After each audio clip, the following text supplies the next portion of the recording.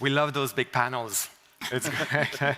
Thanks so much for being here. A quick round of icebreaker to get to know our panelists a little bit better. So Donna, you're next to me, and we met first time at COP29, actually, in Baku. Is this your first time attending ITB, and what's your impression so far? Well, good morning, everyone. Good morning, Professor. This is my first time in about 20 years. Oh. So I'm looking at it from a different lens right now. Obviously, this is a different temperature to what I'm used to in the Caribbean. But this room alone reminds me of the Caribbean. Good. But it also reminds me of the power of coming together. So that warmth, you get this big hug, so you definitely feel the warmth in here, even though you don't feel it on the outside. That's right. So it's wonderful to be here, and I'm certainly going to come back. Thank you so much, Donna. It's the tourism sector for you. Virginia, I think ITB doesn't have any secrets to you, correct? I'm pretty sure. How many times have you been coming to ITB? Too many times. Never too More than many. we can count. It has actually been warm, not just with people, but also in temperature. Some people were counting. So we have a sun. Yes, which is the big difference over the past decade, I think. That's true. For those of you who've been attending, I think it's the first time that we really have some nice and warm weather out there. Thanks so much for joining. Glenn, you also were very busy yesterday on panels. We did the accessibility panel, which was really, really good. Yes. What's your impression so far? It's really good that it's on the conversation, and it's become a day on the ITP agenda. Accessibility is key. It's a significant, an important inclusion opportunity that we need to really take hold of, but it's also a significant economic opportunity for the industry that is being left on the table. And so it's really good to see that conversation is really taking hold. We've got a lot of work to do in this sector on this topic, but it's good. It's coming. Thank you for joining. Thank you so much, Glenn. Misa, not only are you attending, but you also have a stand at the fair. Yeah, Can you tell us a bit about that experience? Yes, we do. It's very far away from here. You just placed us on the other side. You get your steps in. But there's a bus. So come see us. It's stand 103 in hall 2.1. It's not easy, but find us as a big U flag. And you should come see us because we have just launched the new application. Well, we opened the applications for the 2026 Capital Smart Tourism and European Green Pioneer. So please apply. Come see us, and we'll tell you everything we do. Thanks, Misa. Lastly, John, is this your first ITB? Are you a regular? Sort of, what are your thoughts? Very much my first time here. Berlin's a great city, isn't it? Third visit to Berlin, but first time at ITB. I think anyone who hasn't been to ITB, make sure you wear a pair of very comfortable shoes. Because there's a lot of walking entailed in getting around the venue, but it's a fantastic place, a lot of energy, a lot of good vibes, and great to be here. Well, fantastic. Thanks, everyone, for sharing. And let's now dive into the panel discussion. Misa, let's start with sort of the big picture. Can you explain a little bit more the role of the European Commission on tourism, and especially your actions moving forward, and how this new positioning will advance sustainable tourism? Thanks. Before I dive into the details, this is the first time, this next 5 years, from now to the next 5 years, the first time in the history of the EU, to which I think many of us belong, that we have a commissioner for tourism. So tourism is a priority now. And if you think about it, it's a bit weird that it was never before. It was always, there was a team there and a directorate there, but never quite like a big priority. And I think it's very telling that this comes at a time where challenges are pretty pressing on us. And it's not, all challenges, like mass tourism and the strain it puts on communities, but also new challenges. There's wars just around the corner from us, aggressions. There's a lot of hate going around and fragmentation, divisions, rising costs of housing and energy, inflation. It's a bit depressing just enumerating them. And the European Commission, the new one, set for itself the task of becoming more competitive. And in this, they decided that tourism is a priority. I think this is a very good message for this ITB, for the next ITBs, for all the conversations that we should have about tourism. So going forward, not just lip service, going forward, what we want to do is to launch a new strategy for sustainable tourism, which we will publish next year. It's coming next year, I think early next year, in spring hopefully, but which we are preparing now. And this kind of panels and this kind of trade fairs and meeting and talking really helps the European Commission understanding what should go into this strategy. We don't know, we have some ideas, we have priorities we know should go in, and we can deep dive in them maybe later, but what's going to happen this year is we're going to consult everyone that wants to talk to us so that you can tell us what you think we should put in a European strategy for tourism 2050. Fantastic, thank you for that. Joining us also from Brussels, building on Misa's insights on EU strategies, could you discuss a bit more the role of DMOs in aligning regional tourism practices with these broader strategies? Yeah, well, DMOs have a vital role, don't they, to play in delivering these EU strategies. So it's really, really important that they, as they are in the front line, ultimately, that they play this role in formulating policies. So I hope when you come to your consultation, you will consult with organisations like NECSTouR. I'm sure you will do. We'd be delighted to contribute. It's really important that the voice of the regions who are at the sharp end, in the front line of delivering these EU strategies, and national policies as well. So they certainly have something to say about all of this. At NECSTouR, we just completed our strategy, Pathway Strategies of 2030. This has been a detailed exercise over more than a year now, consulting with our almost 50 regions to make sure that they are able to go forward and deliver on the twin transition, so around digitization, and also obviously climate change, the Green Deal. So we work with them in that regard in a very, very sort of concerted way to ensure that they feel able to deliver on these agendas.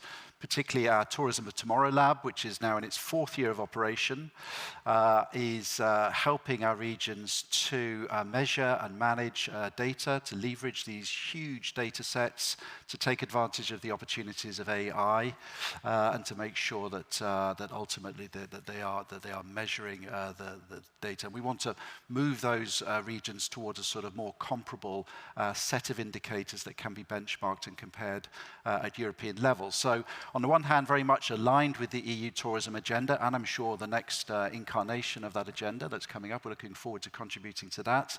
But in addition to that, I think we're very much sort of at the cutting edge of leading and driving these agendas as well. So we look forward to contributing. Just on climate change, we are signatories as an organisation, subnational entity, to the Glasgow Declaration. Many of our regions are also signatories as well, and we are working obviously sort of in that regard to support them, but I won't go on too long because I'm getting the evil eye from no, that's okay. Thanks, John. Thanks, Misa. And you set the stage a little bit, and let's shift our focus to a more global focus. So, Donna, you were at COP29, and I was curious about what was the impact of you being a signatory now to the Baku Declaration, and also for your region, which is highly dependent on tourism. Can you walk us through a little bit the post-COP29 and what that means to you? Oh, absolutely. And what an amazing experience. And I'd like to take just a moment to really express my sincere gratitude to UN Tourism for, first of all, working on a thematic day for tourism. That's very important. And going a step further and ensuring that the Caribbean was in the room and that we get to express our reality. Because for us, we are beautiful islands, we have beautiful beaches, but it's home to 40 million people. So sustainability is our currency, as someone said to me earlier. Just to frame it a little bit, at least 8 out of the 10 most dependent nations in the entire world is based in the Caribbean. And for some of our destinations, up to 80% of the GDP is tourism-based. So that was a game changer for us. And being on that global stage, as I indicated before, it allowed us to share that reality with the world. And it was surprising to me how many people did not know that reality. It also gave us an opportunity to work on an area in the Caribbean that financing. There's a saying that faith without works is dead. We certainly have the faith in the Caribbean. We're willing to work, we're hardworking people, but the gap is that access to financing, and that's how you get to work. The other aspect for us is to establish a science-based approach to sustainability. We talk about it a lot, and one of the things that came out of COP29 was to establish collaborations. So what we started to do is a sustainability in action series. And what we decided to do is that we do a lot of webinars and we give a lot of information, but we're way past awareness in the Caribbean. Our daily life tells us that climate change is real. Every year, 2 months from now, we go into a panic in the Caribbean because it's hurricane season. So what we decided to do with our members, give our members actionable tools. And the latest was a carbon calculator. And this is what we want to do going forward, actionable items. Very good. Thank you so much for this. And continuing on this action-driven, Virginia, at the WTTC, you've had also quite a bit of contribution as well at the COP29, and also since then you have this. Can you tell us a little bit about the net zero roadmap and some of the other research that you've been conducting? Of course, Willy, and I think, as you know, we represent the private sector, so we are really looking at what is happening across the whole travel and tourism ecosystem globally. And we knew back in 2021 that we needed to understand what net zero actually meant for a sector. Is this feasible? And if so, where do we need to start? And that's sort of the journey we started back in Glasgow, where we launched the first net zero roadmap that actually supports the Glasgow Declaration and basically provides, again, industries and companies and understanding. What we wanted to do for Baku was update that roadmap, so we launched the second edition with our partners at the Azerbaijan government and Accenture to really understand how has climate action progressed. And the good news is, so we analyzed the top 250 businesses across all industries, and what we know is about 50% or more, 53% of all these businesses now have a climate target. So there's progress, and about double from Glasgow, so from 21 to 44 of these businesses actually are aligned with the Science Based Targets Initiative. So we are seeing some progress. Now, the other thing we did as part of the roadmap is really say, how can we start action now, just as Donna said, because that's what's critical. So we provide a decarbonization framework. We say, don't look at 2050 and because it can be quite a daunting task, but where do we start now? Where do we set our targets by 2030? How can we achieve carbon neutrality? Then move into net zero for scopes 1 and 2, and then eventually tackle the supply chain, which is one of the biggest challenges. Yeah, I think we'll hear about the development on scope 3 calculator in a minute, but thanks very much for this, Virginia. And Glenn, question to you. We've heard about actionable tools, and I think that's very much your remit. You've been aligning the hospitality industry with sustainable practices and mostly standards. So can you elaborate on this year's progress and what's planned for the upcoming years? Absolutely, yeah. So our organization worked very closely with WTTC and UN Tourism and really focused on building the resources, tools, and the convening power of the hospitality industry globally, focused on, like you say, standards and resources to go with that. And so we're very fortunate to announce at COP29 our partnership with UN Tourism and our framework on measuring universal sustainability criteria for energy, carbon, water, and waste. We have 8.2 million rooms, in essence, in the portfolio of companies as part of the alliance, which then enables us to really have that conversation to say, if we're all agreeing that we're all going to measure it the same way, then we'll actually make an impact. And so right now, we announced that measure, and so now we're building out the tools to support that. So updating our carbon measurement tool to ensure scope 3 is built in, the LCA is built into it, and basically we're future-proofing the industry and giving those tools necessary to make that happen. And then now we're moving into the social measures and biodiversity measures as well. So it's really important, as again, we want the industry to actually take a leadership approach to showcase how they can do it so that it's realistic coming back to them. But at the same way, it has to be very transparent and verifiable. We want verifiable, real-time data into the system. And ultimately, we're building out a comprehensive data platform. That data platform where the companies will then ingest that data, that then, again, it's apples to apples data. And this will be a first-time kind of game-changing effort that we're really excited about when you have that volume of companies coming together and agreeing that they will ingest that data on a quarterly basis. Right now, a lot of the data comes in and it's like 14 months old, and it's not verifiable. It's good trend analysis data, it's amazing data there, but it's not giving you the data we need for the transparency.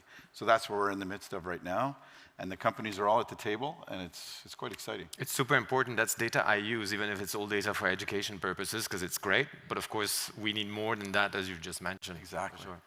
Yeah, and we'll probably come back to it through some questions in a little bit. But returning to EU strategies, Misa, can you share at this point the role of governance to not only sustain but also enhance tourism competitiveness and diplomacy?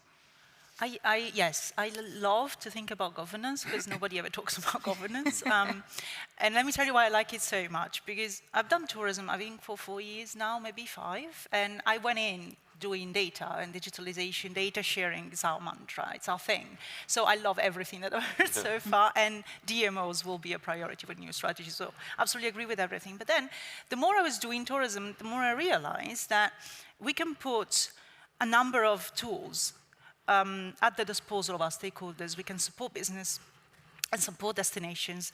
As much as we absolutely can, we can put EU funds, substantial EU funds available. But at the end of the day, what I've noticed that the success stories only happens where there is a clear indication of who does what, within which framework, and with a system of monitoring what happens and why it happened, and that is governance. So what I would like to have a conversation about is also how do we support our stakeholders in improving that aspect, in improving how they make strategic decisions, how they use the tools that we give them to make strategic decisions, how they can become like stronger voices internationally. All that, to me, goes down to understanding who makes the decision, who do I talk to, who do I get around the table, and the European Union, I think, has that leadership role of being able to gather everyone around the table, but who do I call? Who is it that I need to talk to that actually can make these decisions? And I think that is an aspect that we should be working a little bit more on. Yeah, the decision making. They like that? Good pitch. Thank you. John, considering the evolving EU policies, what strategies are being implemented within NECSTouR to ensure regions remain influential in European tourism policy making amidst all these changes? Well, we're just in the process of developing a tourism advocacy group. So that is bringing together our Committee of the Regions members. So these are regional elected officials who sit at the Committee of the Regions in Brussels.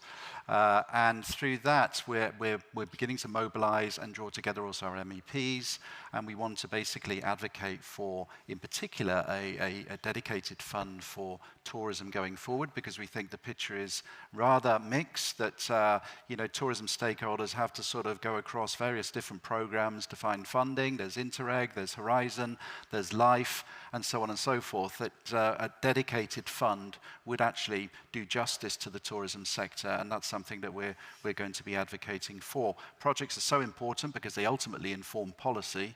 So we ourselves implement projects. We're involved in 3 projects, 2 around data, D3 Hub, the data-driven destinations hub, and the Deployator projects. We're looking forward to the development of the European Data Competency Centre. So Misa, we're working very closely with you in that regard. So I think that there is a sort of big role to play here. We're delighted, of course, as you mentioned, that there is a commission now for transport and tourism. That's a really, really good move. It's recognition of this huge importance that tourism has, but we want to see that also sort of reflected in funding structures going forward, and I think that's something that an intermediary organisation like ours, NECSTouR, bringing together 50 regions, around about 50 regions, and a number of other universities as well, can usefully undertake to do. So we will continue that process. We're having our second advocacy meeting coming up at the beginning of April, the second plenary of the Committee of the Regions, and we'll be working forward with position papers, responding to, hopefully, the invitation for the consultation of a new European tourism strategy and contributing to that discussion. So you're going to be hearing a lot more from us. That's great. Yeah, funding, financing is critical. I just see that, I just want to remind the audience, we do have Slido, so do bring in your questions using Slido at any times. Virginia, I come back to you. You've just mentioned just a few minutes ago that you have an increasing number of companies following the science-based target initiative, et cetera, and you at the WTTC track a myriad of KPIs through your research, the social and environmental research. How is that shaping your strategy moving forward, all this data that you're getting in? Thank you. Yes, and absolutely. I think we have, for many, many years and decades, monitored the economic impact of travel and tourism, but we knew that as this sustainability conversation was evolving, we needed to really get a grip of what our impact on the environment is, and also on the social side. So we developed this model that we're very proud of, that looks at our footprint, not just on greenhouse gas emissions, energy, water, a number of resources. And so that allows us to track how the sector is evolving. So as you say, so we know how many emissions we were responsible for in 2023, which is about 6.5%.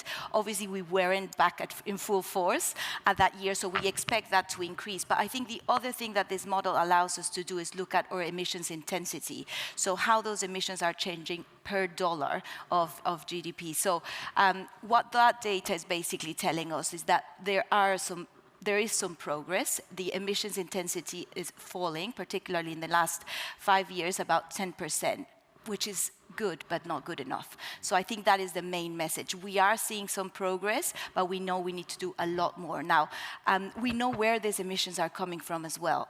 About 2/5 of it is from transportation, and that is understandable. We are in the business of moving people from point A to point B. So, but it's all modes of transportation we need to tackle. We do a lot of work on sustainable aviation fuel. I see ICF there at the back, and we're very proud to be partnering with them just to understand what are the challenges around sustainable aviation fuel production. How can we enhance that? How can we make that more accessible and more affordable? Because that's certainly going to be a tipping point for the industry. And then also looking at the more low-hanging fruit, like energy renewables, low carbon sources of electricity, which is basically the next element of our emission footprint. Yeah. So 2/5 to transportation. That leads me to Donna, because you mentioned your dependency on tourism in the Caribbean. So, knowing those insights, can you discuss what's being implemented to manage that dependency on tourism and the consequence of impacts in sustainability development around transport, but other things as well? So how do you manage this conundrum in a way? Right. Yeah. Thank you for that question. So there are a number of things that we're doing in the region. And the main thing that comes to mind is that there was a time in the region we spoke a lot about diversification of our economies. And that's a good thing. But what we have come to realize is that we could diversify within tourism. So we have had a significant push being led by the Caribbean Tourism Organization towards ecotourism, community-based tourism. Just yesterday, I learned that Jamaica, for instance, who's part of the CTO, have established a dance hall school in Jamaica. Now, you would know that Jamaica is the home of Bob Marley, the home of dance hall music. So you could literally come to Jamaica and learn some of the very popular Jamaican dance moves. And I could try some of them, but I won't. I was just about to. But on a very serious note, that's a way of diversifying within tourism, and there are other initiatives. Another area is public-private sector partnerships, and working very closely with agencies like WTTC. And within the CTO, we sit at a very unique position where we bring in our member countries, which is 25 Caribbean islands at this time, and we have close to 100 private sector partners and affiliates. And within that space, we have the ability to collaborate with cruise lines, with airlines, and it's very important that government and the private sector work hand in hand, and there are many success stories as it relates to that in the region. The other area is the circular economy and waste management. And just a quick story in terms of nearly every Caribbean island now has placed a ban on single-use plastic. You can't use it in many of our destinations. And some destinations have gone a step further in terms of ensuring that this is managed properly. A quick story is Antigua, where I had the privilege of living. I came in one time at the airport and I was stopped and my bags were examined. And every single plastic that I had brought into the destination, I was asked to remove it, leave it at the airport, and I was almost charged. But it was an opportunity to educate me as to how that could impact the environment. So there are a number of things that we're doing in the region, but most importantly for us is that we've gone past awareness, because we feel it every day, so we now actionable items and looking forward to partnering with several of my colleagues on the stage here. I think that's a quick next step for us. What would you say to tourists that are here in Europe and are wondering, should I do my trip to the Caribbean, but then it's such a long flight, and they are faced with that decision of to balance, do I do this trip now and I feel bad about it, but then I will have a great time in the Caribbean, or how would you sort of frame this to the individual person making the decision on a trip? Well, the Caribbean, we call it sustainability, but we have always practiced responsible tourism in the Caribbean. So a visit to the Caribbean would give you an opportunity to put that in action. Right. So if a long-haul trip to the region, yes, it has an environmental impact, but you get an opportunity through our tourism programs to be part of our regenerative tourism process. Okay. So right now we do things such as, I indicated before, community-based tourism, but there's also voluntourism, where you could get to volunteer and be part of the society. And as many people say, to leave it better than you found it. And we have found very significant ways to do that, and at the same time have a wonderful vacation, but at the same time give back and be part of the solutions. That's great. That's great to hear. I hear we have a lot of questions, so you can show them actually, because we only see one at this point on the screen. Oh, it's only one at a time. We have to take one at a time. I got it, but I want to ask Glenn something, and we're going to do this in a minute. I didn't realize that. Thank you so much, the Régie, for telling me. I didn't. My mistake. Glenn, I know that you've just said that you're going to be working on this, on the HCMI and the calculator, and trying to enhance it with the scope 3, and you've mentioned that as well. What about everything that's around other metrics around biodiversity, and when we look at perhaps the social component, what are the plans to implement this within the current existing hospitality standards? Well, we got the environmental standard figured out in terms of what the industry. Well, last year we worked through the development and is building on what the net zero roadmap, but we have the pathway to what we call net positive hospitality.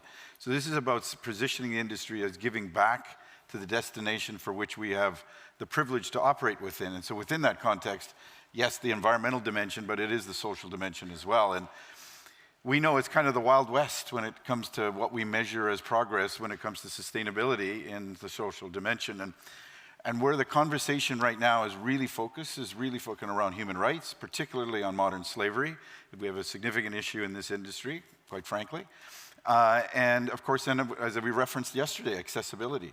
There's a real opportunity to showcase how do we progress this conversation in accessibility. So what we want to do is when we looked across these 16 areas of material, we want to be realistic that we're only going to really get agreement globally on about 6 or 7 key measures. Yeah. And of course, there will be a whole bunch of other ones, but they might be more regional discussion. But having a real focus on that. So when it comes to the social dimension, those 2 areas are where we're looking at. And then the biodiversity area, I mean, we're having lots of conversations, even from the banking industry, that are looking at like eDNA as an example, something that's very pragmatic, something that you can measure, have a solid outcome. That may be something where we as an industry can get in there, but obviously we need to have something that's very quantifiable, measurable, and transparent. And that's where we're really focused, and we're certainly looking forward to working with your team on this as well. And I think that's where we're positioning the overall platform. But then underpinning this whole conversation is actually training. I mean, so we have a World Academy for Sustainable Hospitality that actually provides training by department across 10 different departments. And within that, it showcases how does that front desk officer, for example, contribute to the measurement and ultimately sustainability of the property they're working in. And so within those contexts, all that alignment is happening from the training side right through. And then finally on biodiversity, we have a formal partnership with WTTC and UN Tourism on nature positivity. And it's a real commitment that industry comes together in a clear way with our partners that, at COP16s and those things that are on the biodiversity conversation. Because too often we go into those kind of conversations fragmented.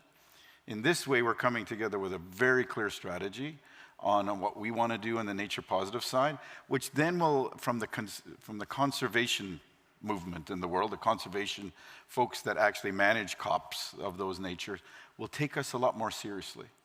Because we're coming at it not in a fragmented way, but in a very concentrated and clear way on how we can be a contributor to the preservation of the planet and be the guardians of the planet, because we have a vested interest as in the tourism industry that this planet it succeeds. That's and right. So, and there's not many sectors that can say that, right? And we have that, and we can be seen in a much different light. Yeah, being steward to the Way planet. to the steward, that's right. All right, so we have a lot of questions. Let's take some questions. Yeah, go ahead. So how will smaller regions just starting to launch tourism profit from upcoming EU concepts, and how can it enhance European diversity? John, maybe. Yeah, I'm for you. not too sure what they mean by the question, but I mean, I think there's place for everyone, isn't there, in these discussions? So smaller regions are also extremely valid in the views and opinions that they will have, and they should be putting those forward into the discussion. We at NECSTouR have a number of so-called smaller regions from right across Europe, and those regions come at things from a different perspective, and they have equally valid opinions and views as other sort of more traditional sort of, bigger tourism regions. So the response would be, please get involved, potentially consider joining a network like ours, because I think we can help you, and engage with the discussions, because everything is very much on the boil now at European level. It's a great time to sort of engage with the developing new formulation of a strategy at European level. So, there's a new mandate, of course, with the European institutions. So very much it's opportune now to sort of be outward-looking and connect at European level, and don't think you have necessarily all of the answers within your own region or country, because there's good value and merit in interchanging and collaborating with other regions across Europe, because they'll bring different perspectives and different sort of views that you may then want to ultimately import into your own tourism delivery. So it's really important to sort of, as I say, be outward-looking and sort of see beyond put your head above the parapet, really. But if I may, I think help is available as well. It's our job at European level. It's the job of the Commission to promote exchange of information and making sure that if they're looking for information on how to solve a problem, they have access to someone else who's already dealt with that. So they don't have to reinvent it. And this is a big part of what we do. So making sure that information flows, the best practices are shared. I'd like to take that next question, and I'm not too sure who to turn to, but perhaps you, Virginia, I'm not too sure. How can we achieve a balance between promoting tourism growth and the need for resource conservation? Arguably, you could say tourism growth direct funds towards tourism resource conservation, but this question asks as well, particularly in overburdened destinations.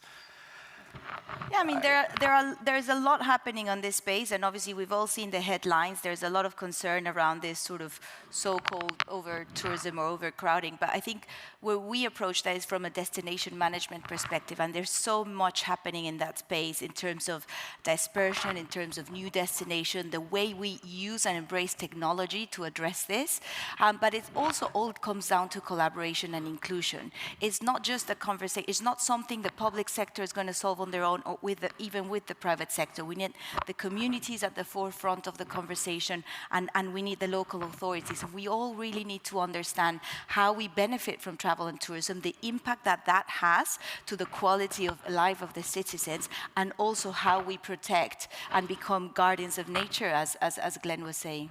Very good. Donna, let's discuss this next one, perhaps. There's a statement that says, work done in international dialogue for climate action in tourism comes from the global north. Are there efforts to include experiences from the global south? Do you want to pick up that one? Yes, I do, but I wanted to just add something really quickly to what Virginia said. There are studies that indicate that people are willing to pay up to 10% more for a sustainable experience, and I think that's an opportunity right there. In terms of this specific question, I don't quite follow what is being asked of specifically there, so if you could help me break it down a little bit, that will help. I'm just wondering whether in the discussion, if the international dialogue that's having in the global north, how much of is it influenced by the global south, these discussions happening in the global north, I'm assuming. I mean, you were at COP29, so obviously, yes. Obviously you were there, and you are very much influencing or discussing with everyone. So there is a connection. There is a connection in tourism for sure, and one of the realities of the Caribbean is because of how small we are, our footprint is very limited. Our footprint is we don't have that much of an impact as it relates to the negative impact of climate change, yet we suffer the most. Yeah. So because of that unique position that we're in, I think it gives us a voice as it relates to what are some of the actionable items, and it also opens a door for us to educate not only our population, but also educate our visitors. Very good, thank you so much. Listen, we're coming to an end, and I know I've asked you to prepare a little something about what are the 3 words that should define tourism this coming year, but we're going to reduce this to 1 word because we don't have much time. So I hope you're ready for this. 1 word that for you defines tourism industry for this upcoming year. Donna, do you want to give us that word? My word would be reimagine. Reimagine. Thank you Yes. so much. Virginia? My word will be together. Together. Glenn? Innovation. Innovation. Misa? Smart. Smart. John? I'd say opportunity. Opportunity. Heleri? I'm just kidding. Let's reimagine together an innovative and smart opportunity. Boom. Wow. Well, thank you everyone for those powerful closing thoughts and a very great discussion. A big thank you to our panelists, to you, Willy. And with that, I'm going to give it back over to Katie to tell us what's coming up next. Thank you, everyone.